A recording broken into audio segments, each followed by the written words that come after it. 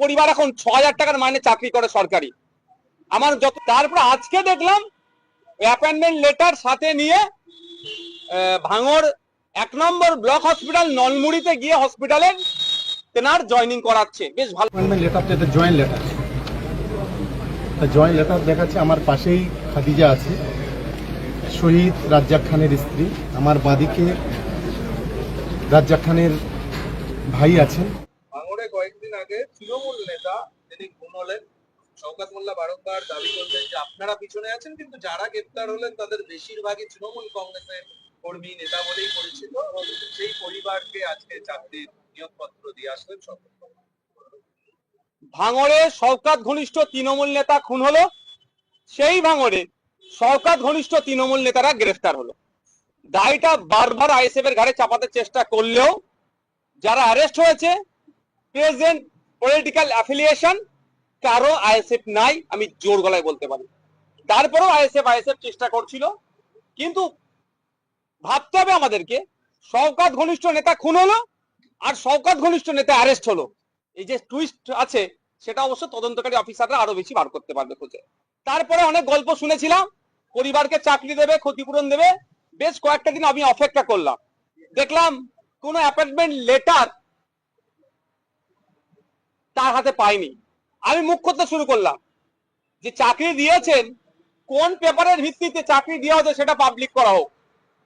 তারপর আজকে দেখলাম অ্যাপয়েন্টমেন্ট লেটার সাথে নিয়ে ভাঙড় ১ নম্বর ব্লক হসপিটাল নলমুড়িতে গিয়ে হসপিটালে তেনার জয়েনিং করাচ্ছে। বেশ ভালো কথা। তবে আমি আরেকটু জানতে চাই, ওটা কন্ট্রাকচুয়াল না পার্মানেন্ট? এখন তিনি সাম্মানিক বলুন বা মাইনে বলুন কত পাবেন সেটা পাবলিক ডোমিনে দেওয়া দরকার। মানুষকে অনেক ভুল বোঝাচ্ছেন শওকত মোল্লাদের দলেরা। আমরা ভুলে যাচ্ছি না, আফরাজুল যাকে রাজস্থানে খুন হতে হয়েছিল তখন তাকে দেখিয়ে সেই সময় নির্বাচনী বৈতরণী পার করেছিল মুসলমানদের ভোট নেওয়ার জন্য। আফরাজুলের পরিবারের পাশে তৃণমূল কংগ্রেস আছে, কিন্তু আফরাজুলের পরিবার এখন ৬,০০০ টাকার মাইনে চাকরি করে সরকারি। আমার যতটুকু জানা আছে পশ্চিমবাংলা সরকারের কোন স্কেলেই ৬,০০০ টাকার মাইনে নাই। তো আমাদের রাজ্জাক খান ফ্যামিলিকে কি কত টাকার মাইনে চাকরি দিয়েছে এটাও আমি একজন বিধায়ক হিসাবে জানতে চাই। আজকে কেন্দ্রীয় সরকার একটা তথ্য দিয়েছে যে পশ্চিমবঙ্গে গুন্ডা রাজের জন্য কোম্পানিগুলো উঠে যাচ্ছে। যদি আমরা সঠিকভাবে দেখি, লাস্ট কটা দিন যদি কয়েকটা বছর যদি দেখি, ওয়েস্ট বেঙ্গলে নতুন কোম্পানি আসা তো দূরের কথা, কোম্পানি এখান থেকে তাদের ব্যবসা গুটিয়ে নিয়ে চলে যাচ্ছে ভিন্ন রাজ্যে, তারা আমরা সেট আপ করছে। কারণটা কি? এখানে তোলাবাজি এমন পর্যায়ে উঠেছে যে কোম্পানিগুলো যারা মালিক আছে তারা তোলা দিতে হিমশিম খেয়ে যাচ্ছে। ক্ষতিগ্রস্ত কারা হচ্ছে? তৃণমূলের দামাল ছেলেরা হচ্ছে না, হচ্ছে আমাদের পশ্চিমবাংলার গরিব খেটে খাওয়া মানুষ। এরা কাজ হারাচ্ছে। কাজ হারানোর ফলে কি হচ্ছে? এদেরকে চলে যেতে হচ্ছে উড়িষ্যাতে, অসমে, তামিলনাড়ুতে। অনেক সময় ওখানে সমাজ বিরোধীদের দ্বারা আক্রান্ত হচ্ছে বা ট্রেনে যাওয়ার সময় অ্যাক্সিডেন্ট হয়ে মারা যাচ্ছে। গত কয়েকটা বছর আগে উড়িষ্যাতে যে ট্রেন দুর্ঘটনা ঘটেছিল, বাসন্তীর এক পরিবারের ৩ জন মারা গিয়েছিল। তারা কাজে যাচ্ছিল, এখানে কাজ নাই বলে। আর এখানে কাজ থাকলেও আবার এই কাজের শ্রমের মূল্যায়ন হচ্ছে না। আর সর্বোপরি বলছি, যেদিন থেকে পশ্চিমবাংলায় টাটারা তাদের বিজনেসের পাতি গুটিয়ে নিয়ে চলে গিয়েছে, সেই দিন পশ্চিমবাংলার কপালে ইনভেস্টমেন্ট আর বলে কিছু হবে না লিখা হয়ে গেছে। এই তৃণমূল সরকার যতদিন পশ্চিমবাংলায় থাকবে, নতুন কোনো বড় কোম্পানি এখানে সেট আপ করবে না। ওই আসবে যাবে, মৎস্য ভাবে বাণিজ্য সম্মেলনের নামে খাওয়া দাওয়া করবে, ফুরুত হয়ে যাবে, আর ৩৬৪ দিন দেখা যাবে না। Thank you. সুস্থতার কথা বললেন, কিন্তু বিরোধীরা বলছে যে শাসক দলের সঙ্গে একটা সংঘাত তৈরি হচ্ছিল এবং তারই ফল।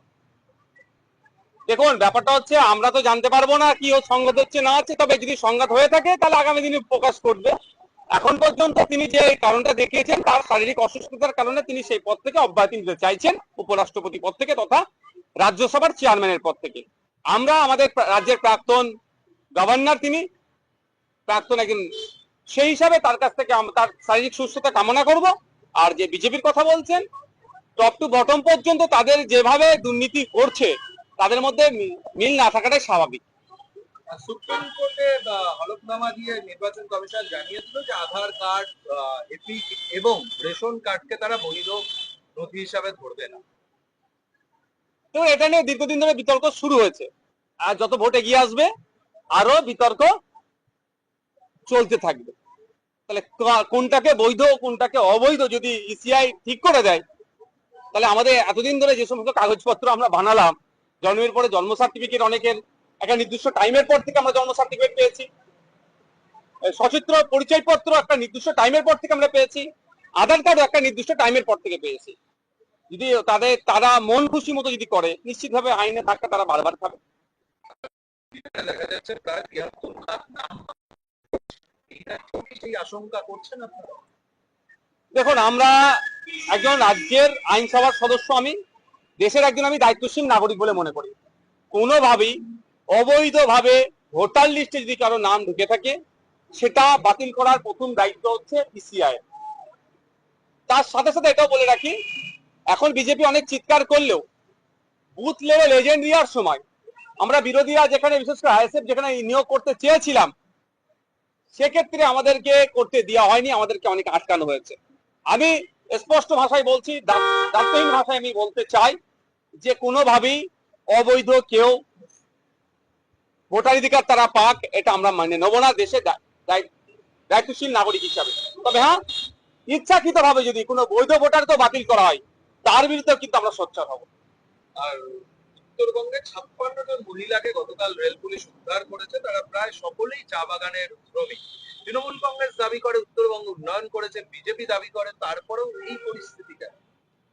দেখুন, ব্যাপারটা হচ্ছে ২০১৬ থেকে ২০২৩ যদি দেখি টাইমের মধ্যে দ্বিপাক্ষিক চুক্তি চা বাগান শ্রমিকদের সাথে, ইউনিয়নের সাথে, মালিক আর সরকার পক্ষ, সে 18 বারের অধিক তারা বসে এখনো পর্যন্ত চা শ্রমিকদের মিনিমাম ওয়েজেস ঠিক করতে পারেনি।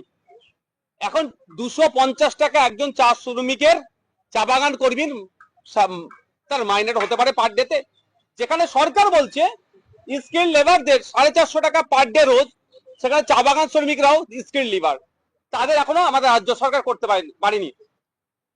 ব্যর্থ হয়েছে চা বাগান শ্রমিকদের সাম্মানিক বলুন আর মাসিক মাইনে বলুন ঠিক করতে, ফলে তারা কাজ হারিয়ে বিভিন্ন জায়গায় চলে যাচ্ছে।